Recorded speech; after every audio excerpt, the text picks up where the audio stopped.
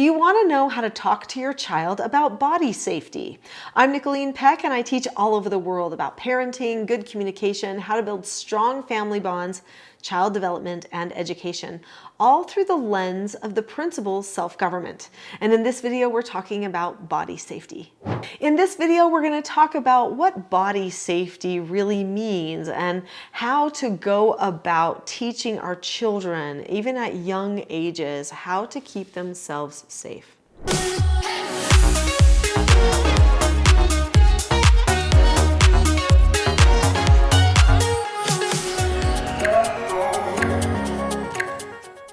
Now, the term body safety is kind of a broad term. In fact, it encompasses all kinds of things like how to eat the right things and not eat the wrong things, right? So eating poison would be not a safe thing to do for our bodies, or wearing the appropriate clothing to keep warm and protected from the sun would all be things that would protect our bodies. Not running out into the road, not walking on high things that we could fall down easily. Those would be all things that would protect our body. And as parents, we are spending a good percentage of our days when we are raising young children talking to them about how to keep their bodies safe. When they're young, they don't have a lot of body awareness, right? And they also really don't feel lots of things, like maybe a lot of sexual things and those types of things that also impact our bodies.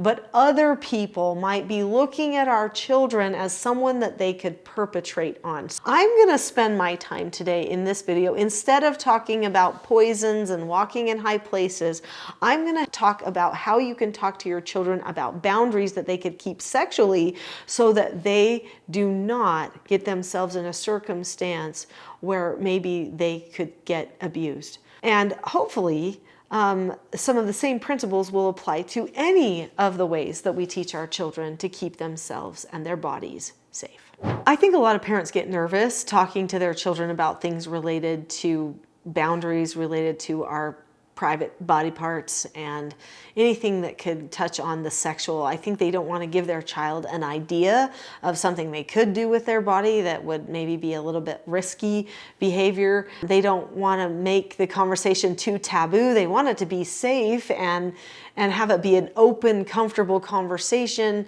but they also just don't know how to phrase it without making the child feel uncomfortable. One of the biggest things that you could do as a parent having a conversation about body safety is just to make sure that you are completely calm. And that you've maybe even planned out a little bit ahead of time the format of how you are going to go through this conversation with your child. Maybe even make yourself a teeny note card or some cue statements or something like that so that you feel comfortable and confident having the conversation with them.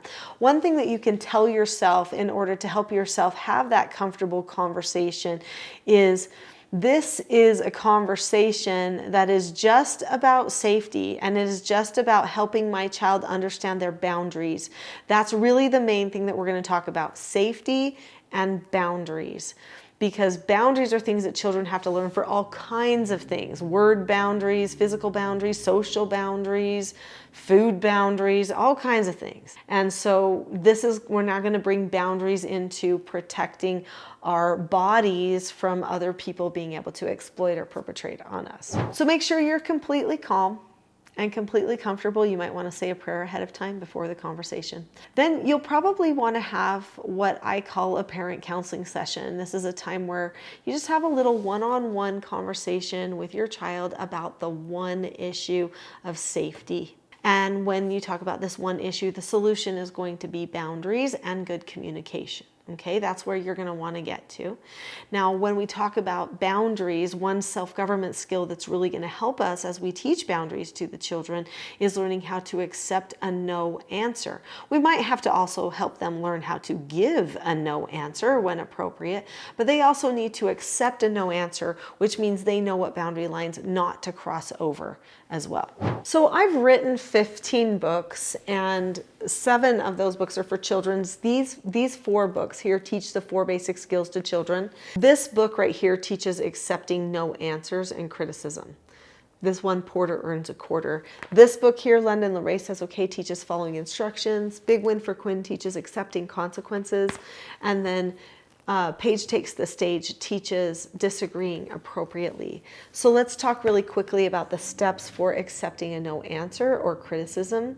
To accept a no answer or criticism, you look at the person or the situation, you keep a calm face, voice, and body. You say okay to that no or that boundary line that you're not going to cross over, or you disagree appropriately if someone else has given you the no and you feel like you need to discuss it. And then you drop the subject. You don't think about it anymore. So what type of boundaries might we need to give ourselves no answers to related to keeping our bodies safe? When we're talking about sexual safety and those types of boundaries for the body, what we might need to give ourselves no answers for are things like taking pictures of our body, or we might need to give ourselves no answers for running around the house without our clothes on in front of other people, or changing with the door open, wearing clothes that are too revealing. Those types of things would all be things that would be violating those boundary lines of keeping your body safe, because you might actually be suggesting to somebody else that you're an easy target. Also, if somebody asks to touch your body, then that's a no answer. Nobody gets to touch your body, and you need to explain that to your children. So when my children were very young, I started doing therapeutic treatment care for troubled teens. Many of the troubled teens had a sexual past. They had been sexually abused one way or another by somebody, and so I didn't want them to perpetrate on my children, which is a possibility, whether they perpetrated or whether they had been sexually abused themselves. The chances of them perpetrating on another person are extremely high. I had to pull my children aside at very young ages, like 1 year old, and talk to them about their special body and how nobody gets to touch their special body, and what parts of their body were a special body, how they didn't get to sit on laps of certain people because they need to keep a boundary.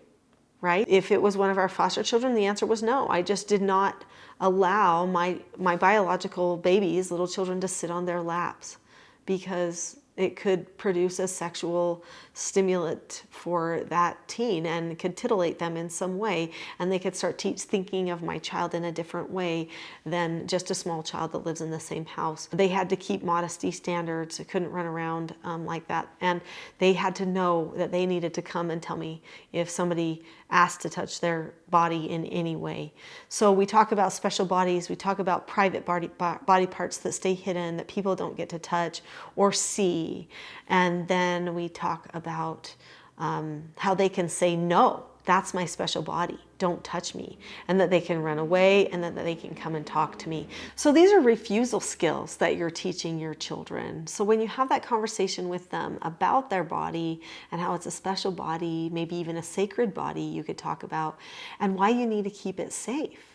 Then you would have conversations about the boundary lines, the no answers, teach them how to give themselves a no answer and how to give themselves an instruction to run to you and tell you what's going on.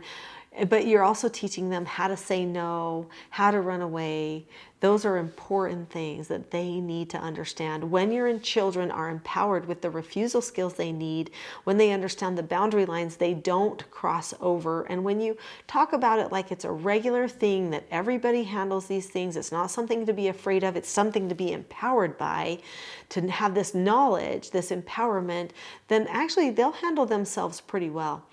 I had fun experiences with my children sometimes where they would see people wearing things that were really, not covering their body well. And they would say, "Oh, Mom, look at that poor person.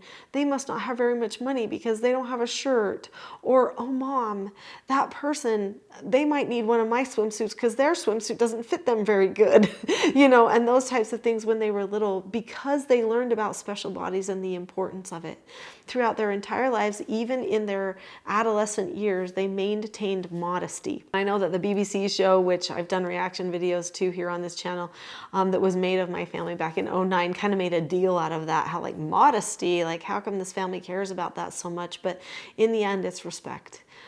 They respect themselves, and then other people will respect them as well, right?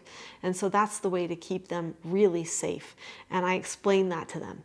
And they seemed to get it. And so even when they were in high school and college, they were respectful in their attire and in their boundaries with other people, not touching other people in ways that they shouldn't when they were engaging in dating and stuff like that. And so, It's a way to live. It's a mindset. And I think you just embrace that instead of being reactive about it. You just take it on as part of your life, and then things change for your children. There's a lot of other mindsets that you can take on to help with your child's self-government. There's so many more skills and things that we could talk about. In fact, there's a full-length class that I think would be great for you to see next. It's all about the skills and principles of self-government and really could help you start on your journey for self-government. So go to the video called The Not So Known Secret for Parenting Success. I'll see you there.